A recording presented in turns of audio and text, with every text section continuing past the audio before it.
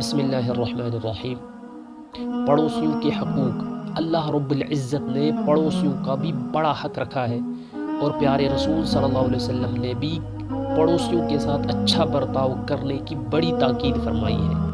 آپ صلی اللہ علیہ وسلم نے فرمایا، وہ شخص مومن ہی نہیں جو خود تو پیٹ بھر کر کھائے اور اس کے دیوار تلے پڑوسی بھوکا ہو۔ پیارے رسول صلی اللہ علیہ وسلم نے ایک پیارے ساتھی کو ہدایت فرمائی کہ جب شوربہ پکاؤ تو اس میں پانی زیادہ ڈال دیا کرو اور اپنے پڑوسی کو بھی بھیج دیا کرو۔ حضور صلی اللہ علیہ وسلم نے یہ بھی فرمایا کہ جو شخص اللہ کا پیارا بننا چاہے تو وہ اپنے پڑوسیوں کے ساتھ اچھا برتاؤ کرے۔ پیارے رسول صلی اللہ علیہ وسلم پڑوسیوں کا بہت خیال رکھتے تھے، اور پیارے صحابہ رضی اللہ عنہم اجمعین بھی بہت خیال رکھتے تھے۔